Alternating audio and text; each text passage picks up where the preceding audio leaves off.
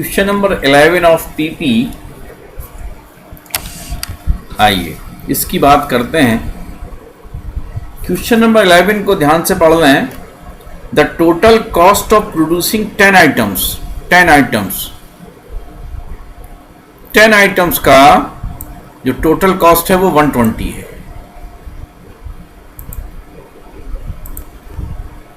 और जो 30 आइटम्स हैं इनकी टोटल कॉस्ट है 160। ठीक है, और आपसे कहा गया कि आप कॉस्ट फंक्शन बनाइए। तो ये बात मैं आपको आज भी सिखा चुका हूं कि जो कॉस्ट फंक्शन होगा उसमें एक तो फिक्स कॉस्ट होगी, फिर variable cost per unit into x. यानी अगर कॉस्ट फंक्शन लीनियर है तो वो इस टाइप का होगा, a plus b x type का। यही तो होता है लीनियर फंक्शन। अगर लीनियर इक्वेशन की बात करें x और y में, तो y equal to a plus b x. तो यहां y की जगह क्या है, कॉस्ट फंक्शन है, सी एक्स है।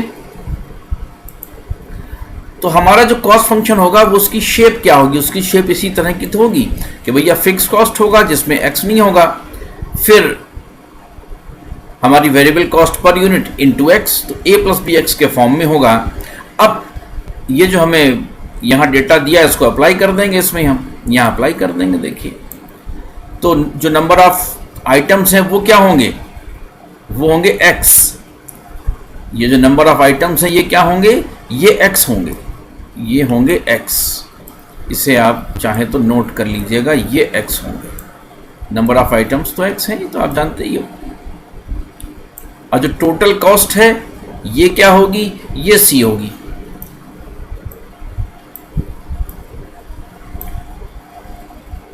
ठीक है भैया। तो जब कॉस्ट हमारी 120 है तब उस समय x की वैल्यू क्या है, 10। तो यहां पर x की जगह 10 रख देंगे, तो a प्लस बी इंटू 10। फिर जब टोटल कॉस्ट हमारी 160 है, 160, तब उस समय x की वैल्यू क्या है, 30 है। ये देखिए 30 आएगा। तो इक्वेशंस दो बन गई। इन दोनों को हमें सॉल्व करना है। आसानी से हम इनको सॉल्व करते हैं, बहुत इजीली सॉल्व कर लोगे आप। सेकंड में से फर्स्ट को लेस करोगे, 40 आएगा। 40 इक्वल टू 20 b की वैल्यू 2 आ गई। b की वैल्यू को 2 यहाँ रखोगे तो a की वैल्यू 100 आ जाएगी। अब ये a और b की जो वैल्यू आ गई 100 और 2, इनको कहाँ रख देंगे, जो हमने अपनी इक्वेशन मानी है, ये c x equal to a plus b x. यहाँ पर a और b की वैल्यू रख देंगे तो हमें कॉस्ट फंक्शन मिल जाएगा। वो हमें ये मिल गया, c x equal to 100 plus 2x।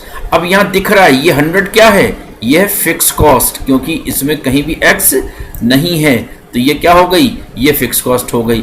और ये जो 2 है ये क्या है, ये है वेरिएबल कॉस्ट पर यूनिट। ठीक है, तो आपसे यही पूछा गया है इसके अंदर सेकंड पॉइंट में कि फिक्स कॉस्ट क्या होगी। फिक्स कॉस्ट हमारी यहाँ 100 रुपीज होगी। फिर पूछा गया total cost of producing 50 items. तो ये फंक्शन की तरह हो गया, जो वैल्यू x की आप यहां दोगे वही वैल्यू x की आपको यहां देनी होगी। आपको C50 निकालना ना 50 यूनिट्स के लिए, तो आप 50 यहां दे दो, तो 52 जा 100 और 100 इसमें ऐड हो गया, तो क्या आ जाएगा 200। तो ये हो गया 50 यूनिट्स के लिए हमारी जो टोटल कॉस्ट होगी वो ये होगी। ठीक, अब बात आती है मार्जिनल कॉस्ट की।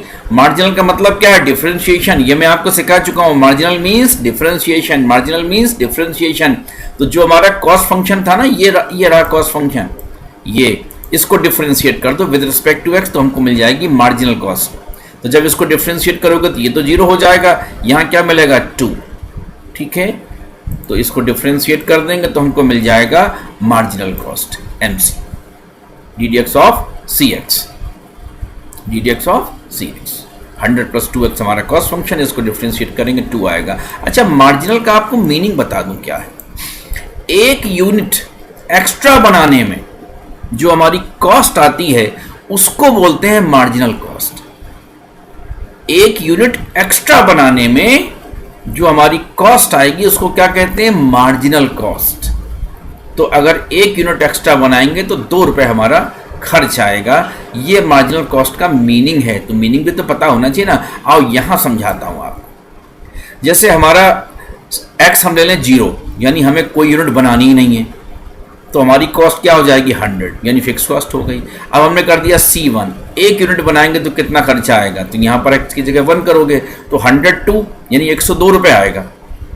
तो 102 1 यूनिट बनाने में खर्च आया और 100 रुपये हमारा था 0 यूनिट में, तो हमारे कितने एक्स्ट्रा रुपए लगे, 2 रुपये। ठीक है, अब 102 हो गया। अब 2 यूनिट बना रहे हो तो 2 2 जा 4 और 100 में ऐड करोगे तो 104।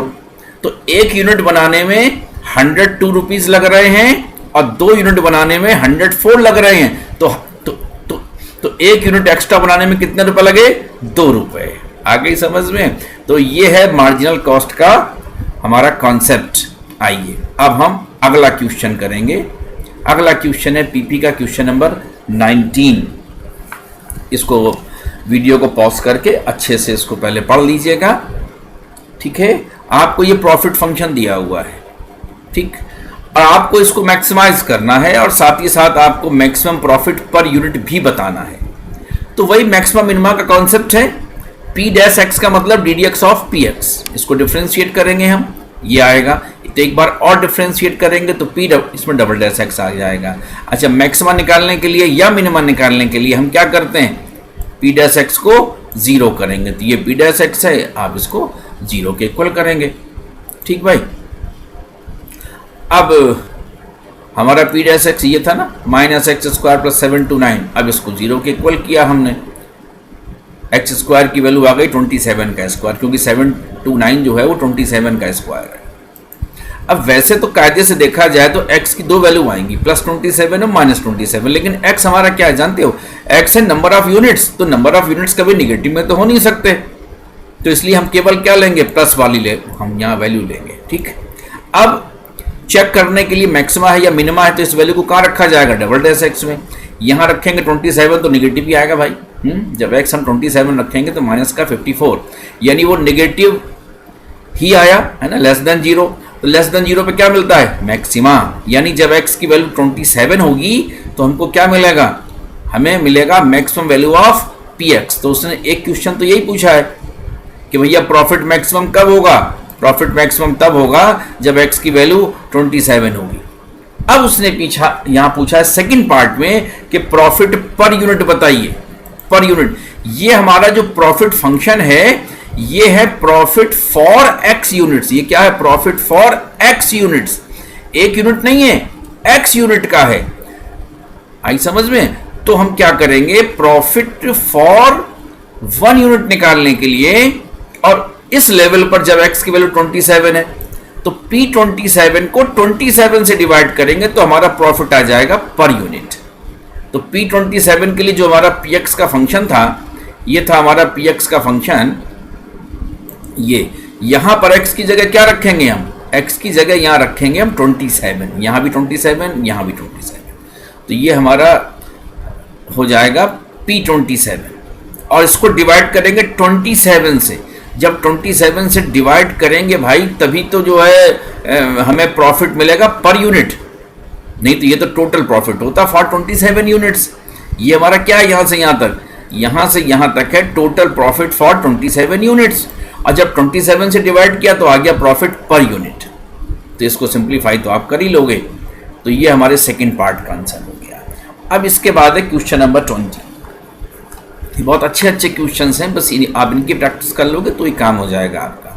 आपको प्राइस दिया हुआ है, यहाँ प्राइस फिक्स नहीं है, वेरिएबल है, वो x पर डिपेंड करता है। जब x पर डिपेंड करेगा तो वो हमारा डिमांड फंक्शन कहलाता है, क्योंकि वो हमारा x पर डिपेंड कर रहा है प्राइस।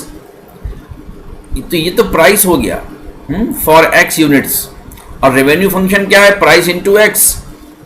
रेवेन्यू फंक्शन के बारे में मैं आपको बता चुका हूँ, रेवेन्यू फंक्शन कैसे निकलता है, price per unit into x. तो P इंटू एक्स, और P हमें दिया हुआ है, ये हमें P दिया हुआ है, देखो। तो P को जब x से मल्टीप्लाई करेंगे तो हमको रेवेन्यू फंक्शन मिलेगा। अब रेवेन्यू फंक्शन हमको मिल गया, ठीक है भैया। इसको 24 माइनस 8x को हम x से मल्टीप्लाई कर देंगे, तो ये रेवेन्यू फंक्शन आ गया। ठीक, अब आपसे क्या पूछ रहा है वो, आपसे पूछ रहा है वो प्रॉफिट फंक्शन। तो प्रॉफिट के लिए हमें कॉस्ट फंक्शन की रिक्वायरमेंट होगी, क्योंकि हमें रेवेन्यू फंक्शन तो पता लग गया। आपको एवरेज कॉस्ट दिया है पर यूनिट। आप जानते हो भाई कि एवरेज कॉस्ट कैसे निकालते हैं, ये मैंने आपको अभी सिखा चुका हूँ पहले ही, तो इसके पहले के लेक्चर्स में आपको एवरेज कॉस्ट के बारे में बताया था। एवरेज कॉस्ट क्या होता है भाई? एवरेज कॉस्ट होता है जब हम कॉस्ट फंक्शन को डिवाइड करते हैं किससे?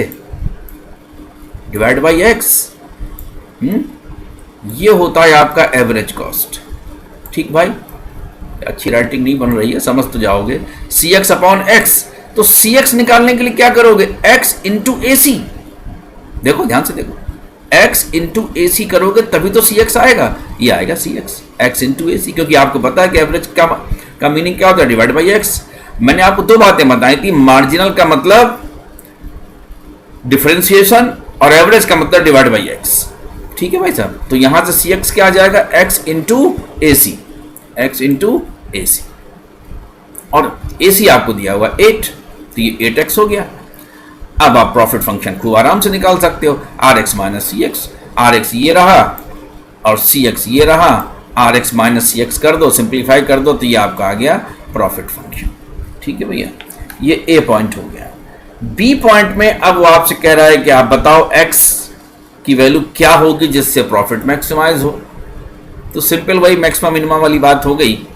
अब आप पी डैश एक्स निकालो, तो जब इसको डिफ्रेंशिएट करोगे भाई, इसमें पी डैश एक्स का मीनिंग तो आप लोग जानते हो ना, पी डैश एक्स मतलब differentiation of P x, differentiation of P x he P dash x है। जब एक बार डिफ्रेंशिएट करेंगे हम, तो ये आ गया 16 माइनस 16x।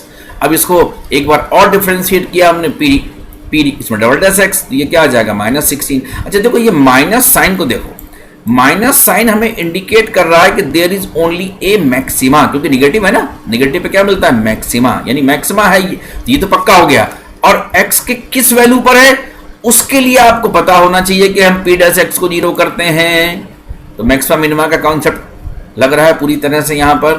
तो हम p डैश x को 0 करेंगे, तो 16 माइनस 16x को जब 0 करेंगे तो x की वैल्यू क्या आएगी? 1, यानी x इक्वल टू 1, यानी जब नंबर ऑफ यूनिट्स हमारे क्या होंगे? 1 यूनिट, तब हमारा प्रॉफिट मैक्सिमा होगा, क्योंकि ये तो हमें पहले ही पता लग गया ना, निगेटिव होने की वजह से ये x पर डिपेंड तो करता ही नहीं है। तो x की वैल्यू कुछ भी होगी, ये हमेशा हमारा निगेटिव होना है, यानी एक मैक्सिमा है इसमें। और मैक्सिमा किस पर है? x इक्वल टू 1 पर है। ठीक है, तो इसको और आगे फर्दर मैंने इसको सिंप्लीफाई करके और बता दिया अच्छे से कि ये आपका लेस देन 0 आएगा, p डबल डैश 1। वो तो वैल्यू आप इसमें x की कुछ भी डालोगे वो तो हमेशा यही आनी है, क्योंकि ये x से इंडिपेंडेंट है। तो प्रॉफिट हमारा मैक्सिमम कब होगा? जब हमारा x का वैल्यू 1 होगा। ठीक है भाई, एक क्वेश्चन और करेंगे हम 27। ये हमें दिया हुआ है कॉस्ट फंक्शन, ये दिया हुआ है, बहुत अच्छा क्वेश्चन है, इस पे स्टार लगा दें, इस पे स्टार लगा दें, बहुत बढ़िया क्वेश्चन है और इससे मिलता जुलता आपके एग्जाम में आ भी चुका है, आप इस पे स्टार लगा। इसके तीनों ही पार्ट बहुत अच्छे हैं। अब वो पहले पार्ट में कह रहा है कि मार्जिनल कॉस्ट को मिनिमाइज करो। तो मार्जिनल कॉस्ट आपको पता है क्या होती है? जब आप डिफरेंशिएट करते हैं कॉस्ट फंक्शन को तो हमको मिलता है मार्जिनल कॉस्ट। तो आप डिफरेंशिएट करके मार्जिनल कॉस्ट फंक्शन तैयार कर लीजिए, ये तो सिंपल सी बात है। आप इसको आराम से डिफरेंशिएट करेंगे इसको तो आपको मिल जाएगा मार्जिनल कॉस्ट। ये है हमारा मार्जिनल कॉस्ट फंक्शन, ध्यान रखें। तो इस फंक्शन को हमको मिनिमाइज करना है, इसे किसे करना है? इसे करना है। हमें कॉस्ट को मिनिमाइज नहीं करना है, हमें इसे मिनिमाइज करना है, मार्जिनल कॉस्ट को मिनिमाइज करना है। तो हम डिफरेंशिएशन किसका करेंगे? अब मार्जिनल कॉस्ट का करेंगे। फिर एक बार और डिफरेंशिएट करना होगा तो इसको करेंगे तो 2 आ जाएगा। अच्छा 2 आप देख रहे हो यहाँ पॉजिटिव है, यानी हमें मिनिमा ही मिलना है। बस इसको 0 के इक्वल करो d d x of M C को, तो एक्स की वैल्यू यहाँ से क्या आ जाएगी? 18 आ जाएगी। और एक्स की वैल्यू यहाँ पर कुछ भी डालोगे आप, वो हमेशा आपका क्या रहना है? 2 ही रहना है। तो x इक्वल टू 18 पर हमारा जो एम सी है मार्जिनल कॉस्ट, वो हमारा क्या हो जाएगा? मिनिमम वैल्यू हो जाएगी। तो marginal cost attains a minimum value when x equal to 80। ठीक है, समझ गए होंगे आप मेरे ख्याल से, इसको अच्छी तरह से क्लियर है ये। अब इसके बाद कह रहा है सेकंड पॉइंट में कि एवरेज कॉस्ट को मिनिमाइज करो भाई। तो एवरेज कॉस्ट भी आपको बता चुका हूँ। ये वाला जो एग्जाम्पल है बहुत अच्छा है, क्योंकि इसमें देखो सारी चीज़ें आ गई। तो एवरेज कॉस्ट कैसे निकालते हैं? जब कॉस्ट फंक्शन को हम x से डिवाइड करते हैं। ठीक है भाई, सिंपल है भाई। तो एवरेज कॉस्ट निकाल लीजिए। ये जो हमारा कॉस्ट फंक्शन था ना, ये रहा कॉस्ट फंक्शन, ये इसको आप डिवाइड बाई x कर दीजिए, तो ये आपको 1/3x² माइनस 18x प्लस 160 ये आ जाएगा। ये आपका एवरेज कॉस्ट फंक्शन आ गया। अब इसको मिनिमाइज करना है, इसे एवरेज कॉस्ट फंक्शन को मिनिमाइज करना है, तो इसी को डिफरेंशिएट करना होगा 2 बार। तो एक बार करेंगे तो ये 2/3x माइनस 18 आएगा, एक बार और करेंगे इसको तो क्या आएगा 2/3 आएगा। अच्छा 2/3 आप देख ही रहे हो कि पॉजिटिव है, तो यहाँ पर एक मिनिमा ही मिलना है आपको, बस इसको 0 करोगे तो x की वैल्यू आ जाएगी। तो ये 2 9 जा 18 और 9 3 जा 27। तो जब x की वैल्यू 27 होगी, क्योंकि इसको 0 करेंगे ना, तो जब x की वैल्यू 27 होगी तो हमारा जो AC है वो पॉजिटिव होगा, क्योंकि d2 dx2 AC हमें तो हमारा क्या है, ये पॉजिटिव आ रहा है। तो हमको मिनिमम वैल्यू कब मिलेगी AC की, एवरेज कॉस्ट की हमें मिनिमम वैल्यू कब मिलेगी, जब x की वैल्यू होगी हमारी 27 यूनिट्स। ठीक है भाई, आगे चलते हैं। अभी और पूछा इसने एक और ख़ास बात, वो इसने ये पूछी है कि भाई x की वैल्यू बताओ, आउटपुट बताओ, यानी x की वैल्यू बताओ कि जिससे हमारा एवरेज कॉस्ट और मार्जिनल कॉस्ट इक्वल हो जाए। ठीक है भाई, अपने पास तो एवरेज कॉस्ट भी है देखो, और मार्जिनल कॉस्ट भी है। तो एवरेज कॉस्ट ये हम ऊपर निकाल चुके हैं, ये रही देखो एवरेज कॉस्ट हम निकाल चुके हैं, ये एवरेज कॉस्ट है, ये हम निकाल चुके हैं, और मार्जिनल कॉस्ट भी हम निकाल चुके हैं। मार्जिनल कॉस्ट हमारी ये रही मार्जिनल कॉस्ट। बस दोनों को इक्वल कर दो, दोनों को इक्वल करके सॉल्व कर लो x के लिए। तो हमने दोनों को इक्वल कर दिया, देखो 160 कैंसिल हो जाएंगे, ये कैंसिल हो गए, सेम है ना, ये तो कैंसिल हो गए। अब इसको सिंप्लीफाई करेंगे तो 1/3 माइनस 1 ये हो गया माइनस 2/3x², और माइनस 18 और प्लस, जब इसको इधर लागो तो प्लस का 36 हो गया, तो प्लस का 18x हो गया। अब इसमें से कॉमन निकाल लो, माइनस 2/3x, तो यहाँ क्या बचेगा x, और ये बचेगा आपका नेगेटिव का 27। ये सिंप्लीफाई वाला काम तो आप खुद कर ही लोगे आराम से। तो यहाँ से x की वैल्यू हमें क्या मिलेगी 0, और यहाँ से x की वैल्यू क्या मिलेगी 27। तो भैया ये जब x की वैल्यू 0 है तो ये तो पॉसिबल ही नहीं है, क्योंकि x की वैल्यू 0 का मतलब है कि ना कुछ बना रहे हैं ना कुछ बेच रहे हैं, है ना, क्योंकि x हमारा क्या है नंबर ऑफ यूनिट्स, तो ये तो पॉसिबल होगा नहीं। तो x की वैल्यू क्या पॉसिबल होगी यहाँ पर 27। ठीक है भाई, तो इसके साथ ही आपका आज का कार्यक्रम समाप्त होता है। Thank you.